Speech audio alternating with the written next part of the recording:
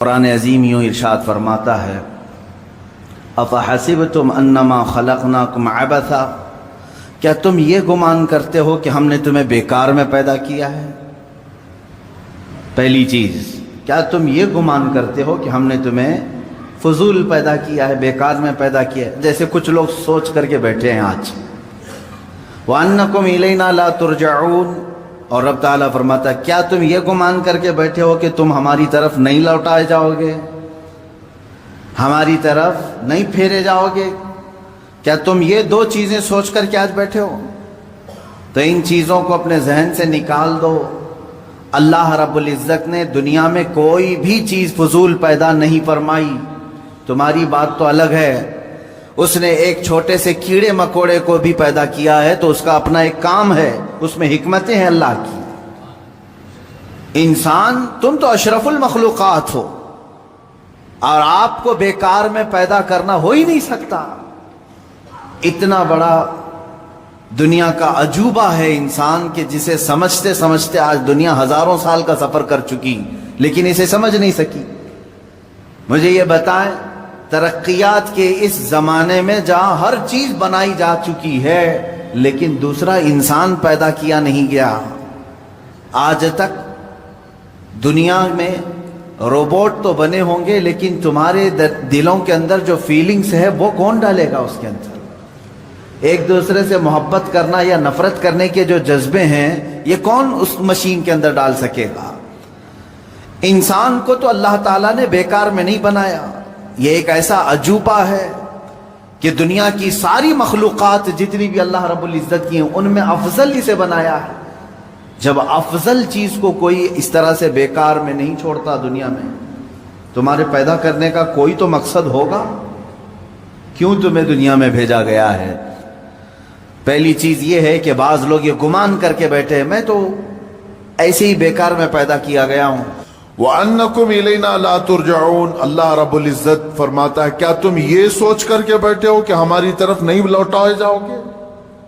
جو من میں آ رہا ہے وہ کرتے جا رہے ہو، کیا تمہارے ذہن میں یہ بات نہیں کہ مجھے ایک دن لوٹ کر کے اس بارگاہ میں جانا ہے جس نے مجھے پیدا کیا ہے؟ یہ دو چیزیں اگر کسی ذہن میں آ جائیں، میں سمجھتا ہوں کہ اس نے اپنی زندگی کی پوری نصیحت حاصل کر لی۔ پہلی چیز، اسے یہ معلوم ہو کہ میں کیوں پیدا کیا گیا ہوں۔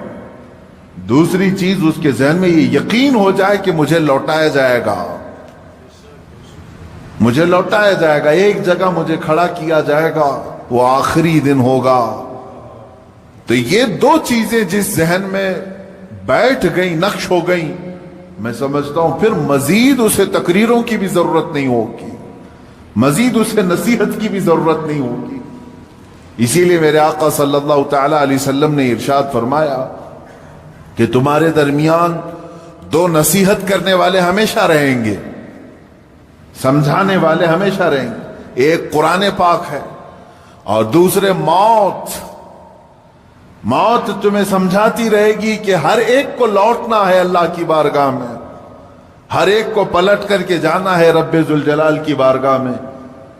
اور پھر بزرگوں نے یہ روایات میں بیان فرمایا جس بندے کو یہ دو چیزیں سنوار نہیں سکی، تیسری کوئی چیز اسے سدھارے گی بھی نہیں۔ موت لوگوں کی دیکھتا ہے، جنازے اٹھاتا ہے، اپنے ہاتھوں سے دفن کرتا ہے، مٹی ڈال کر کے آتا ہے، پھر اس کے ذہن میں یہ بات کیوں نہیں آتی کہ مجھے بھی اسی مقام پر آنا ہے، مجھے بھی اپنا پورا سفر طے کر کے یہیں آنا ہے۔ اب یہاں پر میں ایک مختصر سی مثال دوں گا۔ مجھے یہ بتائیں، ہبلی ریلوے اسٹیشن پر ٹرین رکی ہوئی تھی، کوئی بندہ جلدی سے چڑھ کر کے بیٹھ گیا ہے، ہم نے اس سے پوچھا کہاں جا رہے ہو؟ کہا پتہ نہیں ہے، معلوم نہیں ہے۔ کہاں سے آئے ہو؟ کہا معلوم نہیں مجھے، وہ بھی نہیں معلوم۔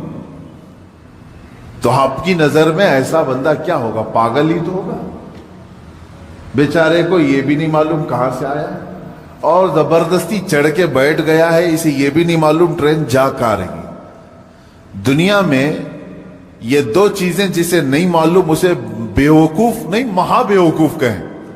जिसे ये मालूम नहीं कि वो कहां से आया और कहां जा रहा है। सफर यूं ही नहीं होता। आप एक बस में भी बैठते हैं तो पूछ कर बैठते हैं कि ये कहां जा रही है। हर एक इंसान को अपनी मंजिल मालूम है।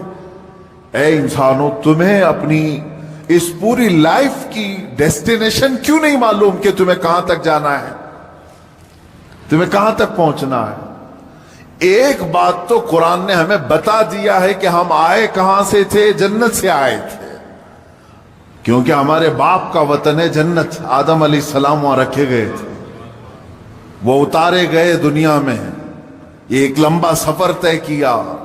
हम दुनिया में आए हैं जन्नत से, हमारी रूहें जन्नत से आई। हमें हमारा ओरिजिन तो मालूम है कि कहां से आए हैं, लेकिन अक्सर यहां भूल गए, गलत गलत ट्रेनों में चढ़ गए, इन्हें मालूम ही नहीं है जाना कहां है। आज अगर तुमने तय नहीं किया कि जाना कहां है, तो जिंदगी तुम्हें ऐसे चौराहे पर ले जाएगी जहां तुम गुमराह हो जाओगे, तुम्हें पता भी नहीं चलेगा। अब मिसाल के तौर पर और एक बात मैं बता दूं, मस्जिद से निकलते ही अगर तुमने इरादा कर लिया कि मुझे दरगाह हजरत सैयद फतेह शाह रहमतुल्लाह अलैह में हाजिरी देना है, मस्जिद के कदम बाहर निकालते ही तुम्हारा इरादा जाहिर हो गया, तुमने ये इरादा कर लिया, तो अब ये तुम्हारा इरादा तुम्हें सीधे उसी रोड पर ले जाएगा जो दरगाह तक की तरफ जा रहा है। लेकिन तुम यूं ही अंधाधुंध चलते रहे, कहां जाने का है सोचा ही नहीं। तो मस्जिद से बाहर निकलने के बाद क्या करते हो? होटल में घुस गए, दुकान में खड़े हो गए, किसी शोरूम में चले गए, दोस्तों से बातचीत करते रहे, शाम हो गई, क्योंकि इरादा ही नहीं था जाना कहां है। थक गए तो सोने का बिस्तर ढूंढ लिया।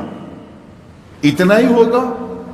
तुम्हारी लाइफ में भी यही है मेरे अजीज। जिंदगी इसी तरह है कि तुमने अगर आज तय नहीं किया कि हमें जाना कहां है, तो इसी तरह भटकते रहोगे, कभी पान की दुकान, कभी होटल की चाय की कट्टे, और ये तमाम चीजें तो ठीक है, लेकिन इंसान ऐसा भटकता है कि उसे पता ही नहीं चलता कि मुझे किस जगह पर खड़ा होना है।